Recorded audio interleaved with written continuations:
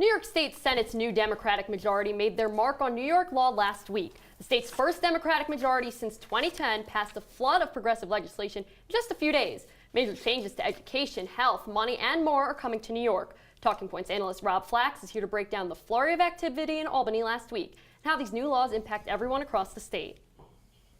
Governor Cuomo pushed progressive legislation through the New York State Senate just last week, a move made possible only by the new Democratic majority. This new majority passed Reproductive Health Act, a significant update to New York's abortion laws. It provides the strongest legal protection for abortion in the United States, and state lawmakers say that this is in the case that Roe v. Wade is potentially overturned. This act removed the previous abortion law, which dated back to 1973, before the Civil Rights Penal Code, abortion from the Penal Code and late-term abortions for health reasons. Now, on the next slide, you'll see that the legislation was also approved, known as the DREAM Act. This DREAM ensures that the immigrants that were brought into the U.S. illegally as children are eligible for college tuition from New York, especially if they went to high school in the state. The law provides financial assistance through a special DREAM fund and tuition for the programs. As you can see, they're trying to bridge the gaps in the previous slide.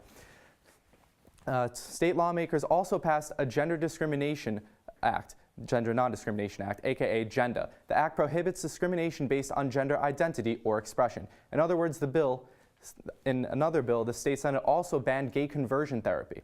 It wasn't the first time that these two bills were before the New York State Senate floor. However, the previously held Republican majority Senate rejected both. The state Senate also made major reforms to state voting laws. The Senate approved early voting and voting by mail. And now you won't have to re-register if you move within the state. Governor Cuomo says he wants to add another reform, making New York primaries open across the state at the same time. As it currently stands, primaries open at 6 in most downtown of New York, while downstate New York, while upstate primaries open at noon. And finally, legislatures targeted New York education, specifically the use of test scores in the evaluation of teachers. A bill approved last Wednesday no longer requires schools to test scores in grading a teacher's effectiveness. Moving forward, the state education commissioner will have to create a new way to assess the teachers and principals in New York. This is all part of Cuomo's 100 Days initiative, with a vote going down today to protect child victims.